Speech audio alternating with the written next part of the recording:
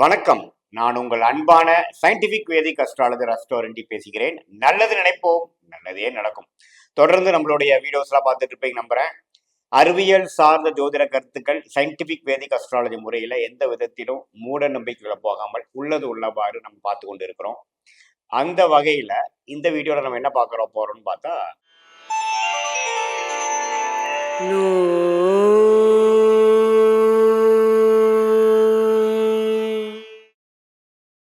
மேஷ ராசிக்காரர்களுக்கு 2025 ஜனவரி மாதம், முதல் மாதம் என்று சொல்லப்படுகிற ஜனவரி மாதம், இந்த 2025 புத்தாண்டு, ஆங்கில புத்தாண்டுக்கு எத்தகைய ஒரு மாதமாக, பலாபலன்கள் நிறைந்த ஒரு மாதமாக மேஷராசிக்காரர்களுக்கு இருக்க போகிறது என்பதை நாம சற்று டீட்டெயிலா பார்க்க போறோம். அதற்கு முன்னாடி நம்மளோட சேனல் ஃபர்ஸ்ட் டைம் வரவங்க மறக்காம சப்ஸ்கிரைப் பண்ணுங்க. உங்களுக்கு பிடித்த வீடியோஸ், கருத்துள்ள வீடியோஸ் உங்க ஃப்ரெண்ட்ஸ் அண்ட் ரிலேட்டிவ்ஸ்க்கு ஷேர் பண்ணுங்க. இப்ப பாத்தீங்கன்னா, மேஷ ராசிக்காரர்களுக்கு இந்த ஆண்டு தொடக்கத்துல எப்படி ஒரு கிரக அமைப்பு இருக்குன்னா, குரு 2ஆம் இடத்திலே நீடித்திருக்கிறார். அதே சமயத்தில் சனி 11ஆம் இடம் லாபஸ்தானத்துல கடந்த 1.25 வருஷமாக இருப்பவர் இன்னுமே பாத்தீங்கன்னா இன்னொரு 3-4 வருஷம் 3-4 மாசம் இருக்கக்கூடிய அமைப்பு இருக்கு. அதே அந்த தொடர்ச்சியாக 11ஆம் இடம்ங்கிற லாபஸ்தானத்துல சனியும் இருக்கிறார். அதே சமயத்துல ராகு 12ஆம் இடத்திலும் கேது 6ஆம் இடத்திலும் குருவின் பார்வை பெற்றிருக்கிறார். இந்த ஆண்டு கிரகத்தின் கிரக அமைப்புகளில் எந்தவித பெயர்ச்சியோ எந்தவித மாற்றமோ நம்ம ஜனவரி மாசம் பார்க்க போறது இல்லை.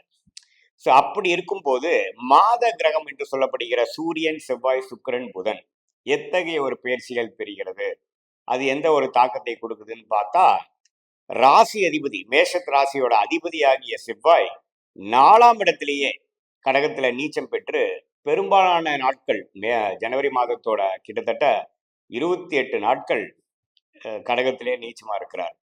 என்னதார் நீச்சமா, ராசி அதிபதி நீச்சமா இருந்தா கொஞ்சம் ஒரு மாதிரி இருக்குமே அப்படிங்கிறதுல உங்களுடைய மைண்ட் வாய்ஸ் நமக்கு புரியுது. கொஞ்சம் அந்த அளவுக்கு பயப்பட வேண்டியதில்லை. ஏன்னா அது 4ஆம் இடத்துல இருந்து, அதுக்கு பிடித்த கடகத்திலிருந்து இருந்து நீச்சம் பெற்றாலும் வலிமை குறைந்தாலும் சில எதிர்பார்ப்புகளை ஜாதகர்களுக்கு கொடுக்குமே தவிர பெரிய பாதிப்புகளை கொடுக்காது. அதாவது இது நடக்குமோ நடக்காதா அப்படிங்கிற ஒரு சந்தேகம், கொஞ்சம் கிளாரிட்டி அப்பப்போ மிஸ் ஆகி கொஞ்சம் செல்ஃப் கான்ஃபிடன்ஸ் குறையிறதும், கொஞ்சம் சேசிங் மென்டாலிட்டியில இருக்கக்கூடிய அமைப்புகளும், எதுவுமே கைக்கு வந்தது வாய்க்கு ஒன்று வரவில்லையே அப்படிங்கிற மாதிரி ஒரு சில அமைப்புகளை கொடுக்குமே ஒழிய நம்ம ஒரு இக்கட்டான ஒரு சூழ்நிலை கொடுக்கக்கூடிய அமைப்புகள் கோச்சார அடிப்படையில மேஷராசிகள் கிடையாதுங்கிறத நீங்க தெரிஞ்சுக்கணும். அதே சமயத்துல புதன் கொஞ்சம் சிக்கலான பிரச்சனைக்குரிய ஒரு கிரகமாகிய புதன் மேஷராசிக்காரர்களுக்கு மட்டுமே புதன் கொஞ்சம் 3க்கும் 6 ராசி அதிபதி ஆகிய செவ்வாய்க்கு கொஞ்சம் நட்பு இல்லாத கிரகமாகவும் இருப்பதனால அதோட பயிற்சி ரொம்ப முக்கியம்.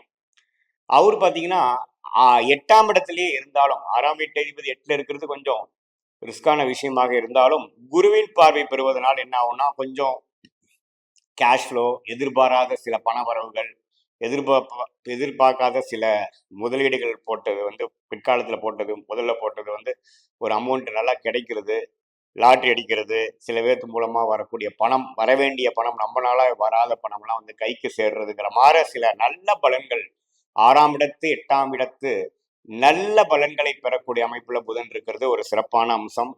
ஸோ அதுக்கப்புறம் பார்த்தீங்கன்னா சுக்கிரன் கிரகம் பார்த்தீங்கன்னா தனஸ்தானாதிபதியாக வருகிறார் மேஷராசிக்கு. அந்த சுக்கிரன் மாதம் கிட்டத்தட்ட பார்த்தீங்கன்னா ஒரு 24 நாட்கள் 11ஆம் இடத்திலேயே நீடித்திருக்கிறார். ஸோ 3 வாரத்துக்கு 11ஆம் இடத்துல லாபஸ்தானத்துல தனஸ்தானாதிபதி இருந்து ராஜயோகாதிபதி என்று சொல்லாமல், அதாவது 10க்கும் 9க்கும் 10க்கும் 11க்கும் உடைய சனியோட சேர்ந்து 11ஆம் இடத்துல இருக்கிறது, சுக்கிரனும் சனியும் சேர்ந்து இருக்கிறது தொழிலுக்கு நல்ல விஷயங்கள், தொழில் மேன்மை, பணவரவுக்கு நல்ல விஷயங்கள் கொடுக்கக்கூடிய ஒரு மாதமாக இருக்குதுங்கிறது நமக்கு டபுள் கன்ஃபர்மேஷன் கொடுக்குது. ஒன்று புதன் 6ஆம் வீட்டு அதிபதி 8ல இருந்து குரு பார்வை பெறுவது ஒரு விதமான ஒரு நல்ல கேஷ் ஃப்ளோ, நல்ல ஒரு திடீர் அதிர்ஷ்டங்கள், நல்ல ஒரு டிரான்ஸ்ஃபர்மேஷன் நிறைந்த ஒரு டைம், ஒரு எதிர்பார்த்த விஷயங்கள் கொஞ்சம் கைகூடி வரக்கூடிய அமைப்புகள் அதெல்லாம் கொடுத்தாலும் தொழில் அமைப்புகளும் ரொம்ப சாட்டிஸ்ஃபேக்ஷனாக இருக்கக்கூடிய அமைப்பு இருக்கு. குறிப்பாக பார்த்தீங்கன்னா ஒரு 25, 30, 35 வயசுல இருக்கிறவங்களா இருந்தாலும் சரி, ஒரு 45, 50 மிடில் ஏஜில் இருக்கக்கூடிய மேஷராசிக்காரர்களாக தொழிலில் இருக்கக்கூடியவங்களுக்கு இதுவரை போன வருடம் கடைசியிலேருந்து போட்ட முயற்சிக்கு ஒரு நல்ல தக்க பலம் வந்து குறிப்பா இந்த தை மாசம் பிறந்ததுக்கு அப்புறம் ஜனவரி 15ஆம் தேதியிலிருந்து 15ஆம் தேதியிலிருந்து பிறக்கக்கூடிய தை மாசத்துல இருந்து இன்னமே நல்ல பலன்களை பெறக்கூடிய அமைப்பு வந்து மேஷராசிக்காரர்களுக்கு தொழில் ரீதியாகவும் தனப்புழக்காட்டம் ரீதியாகவும் நல்லா இருக்குங்க. மாணவ செல்வங்களுக்கு பார்த்தீங்கன்னா குருவின் பார்வை புதனுக்கு இருக்கிறதுனால நல்ல புத்திசாலித்தனமா படிக்கிறது, படிச்சது நல்லா கிரகிச்சுக்கிறது வந்து நல்லா வந்து வெளிப்படுத்துறதுங்கிற மாதிரி ஒரு அருமையான ஒரு காலகட்டத்தை நிறந்த ஒரு அமைப்பு புதனும் கொடுக்கிறார். சுக்கிரனும் பார்த்தீங்கன்னா நான் இப்போ சொன்ன 11ஆம் இட லாபஸ்தானத்துல சனியோட சேர்ந்து தொழில் ஸ்தானாதிபதியோட சேர்ந்து லாபஸ்தானத்துல இருக்கக்கூடிய சுக்கிரன் ஒரு அருமையான திருப்தியான ஒரு அமைப்பு வந்து எல்லா வயதினருக்கும் கொடுக்கக்கூடிய அமைப்புகள் உண்டு. அதே சமயத்துல இப்ப பாத்தீங்கன்னா சூரியன் வந்து மேஷ ராசிக்கு மிகவும் முக்கியமான கிரகம். ராஜயோகாதிபதியாக வருகிறார். நன்மை கொடுக்கக்கூடிய ஒரு பலமான ஒரு கிரகமாக வருகிறார். அவர் பாத்தீங்கன்னா கரெக்டா ஜனவரி 14ஆம் தேதி தை மாசம் பிறந்ததுக்கு அப்புறம் மகரத்துக்குள்ள வந்து 10ஆம் வீடு என்று சொல்லப்படுகிற 10ஆம் இடத்துக்கு வருகிறார். நல்ல ஒரு தொழில் ஸ்தானத்துல சூரியன் வந்து நல்ல ஒரு தொழில் மேன்மையை கொடுக்கிறார். ஒரு இம்ப்ரூவ்மெண்ட் பெறக்கூடிய அமைப்புகள், ஒரு வேலையில 3 வருஷமா ஒரு ஸ்டாக்னண்டா இருக்குங்கிற இடத்துல வந்து ஒரு ப்ரொமோஷன் ஆகக்கூடிய அமைப்புகள் ஜனவரி மாசத்துல, குறிப்பா தை மாசம் பிறந்ததுக்கு அப்புறம் மேஷ ராசிக்காரர்களுக்கு பரிபூர்ணமாக கிடைக்கக்கூடிய அமைப்புகள் உண்டு.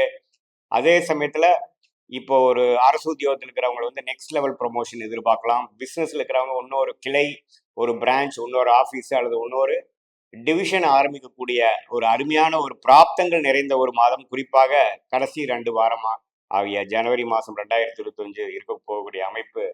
கோச்சார அடிப்படையில இந்த சூரியன் 10ஆம் இடத்துக்கு வருவதும், அதே சமயத்துல தனஸ்தானாதிபதி லாபஸ்தானத்துல சனியோட சேர்ந்து இருக்கிறதும், அதே சமயத்துல புதன் வந்து 8ல இருந்தாலும் ஒரு நல்ல ஒரு குரு பார்வை பெறுவதனால ஒரு கேஷ் லோன், ஒரு பேங்க் லோன் அல்லது ஒரு ஃபண்டிங் வாங்கி தொழிலை அபிவிருத்தி பண்ணக்கூடிய ஒரு அற்புதமான ஒரு பொற்காலமாக இந்த ஜனவரி மாதம், குறிப்பாக தை மாசத்திலிருந்து நாம பார்க்கக்கூடிய அமைப்புகள் உண்டு.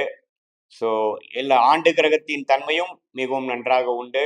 அதே சமயத்தில் இதில் என்ன ஒரு விஷயம்னா, குருவின் பார்வை வந்து சூரியனுக்கு 10ஆம் இடத்துல வரக்கூடிய சூரியனுக்கும் பெறுவதனால உண்மையே பார்த்தீங்கன்னா ஒரு அடுத்த ஒரு 3 வருஷம் 4 வருஷம் உங்களுடைய தொழில் வளர்ச்சிக்கு வேணுங்கிற ஒரு ஃபவுண்டேஷன் கொடுக்கக்கூடிய ஒரு ஒரு சில விஷயங்கள் எனக்கு அந்த டைம்ல நடந்தது தான் இப்போ வரைக்கும் நான் வந்து அதை செஞ்சுட்டு இருக்கேன், அதை வச்சு ஓட்டிட்டு இருக்கேங்கிற சொல்ற அளவுக்கு ஒரு மேஜிக் மாற நடக்கக்கூடிய ஒரு அருமையான ஒரு காலகட்டமாக இந்த சூரிய பயிற்சி, சுக்கிர பயிற்சி எல்லாமே உண்டு. ஸோ மேஷராசிக்காரர்கள் இந்த மாதத்தை முழுமையாக யூஸ் பண்ணி அடுத்த உடைய வாழ்க்கைக்கு வேணுங்கிற ஒரு அஸ்திவாரத்தை மாணவர்களாக இருந்தாலும் சரி, நடுத்தர வயதினராக இருந்தாலும் சரி, சீனியர் சிட்டிசனாக இருந்தாலும் சரி, இல்லத்தரசிகளாக இருந்தாலும் சரி, இதை உபயோகிக்கொண்டு வாழ்க்கையில் மேன்மேலும் உயர வேண்டும் என்பதுதான் என்னுடைய ஆலோசனையும் ஆசீர்வாதமும். இது பொதுவான ஒரு கோச்சார அடிப்படையிலான மேஷராசி பலன்களே தவிர, உங்களுடைய தசாபுக்திகள் எப்படி இருக்கிறது, உங்களுடைய லக்னம் எப்படி இருக்கிறது, எந்த நேரம் எந்த தேதியில் பிறந்தீங்க வச்சு நம்ம ஜென்ம ஜாதகத்தின் மூலம் இன்னுமே நாம் அந்த கோச்சாரத்தை ஒப்பிட்டு சொல்லும் பொழுது இன்னுமே நுண்ணிப்பான அக்யூரேட்டான நம்ம ப்ரிடிக்ஷன்ஸ் எது எப்போ நடக்குங்கிறத துல்லியமாக சொல்லலாம் என்பதை நீங்கள் தெரிந்து கொள்ள வேண்டும். மீண்டும் மற்றொரு காணொலியில் சந்திப்போம். நன்றி, வணக்கம்.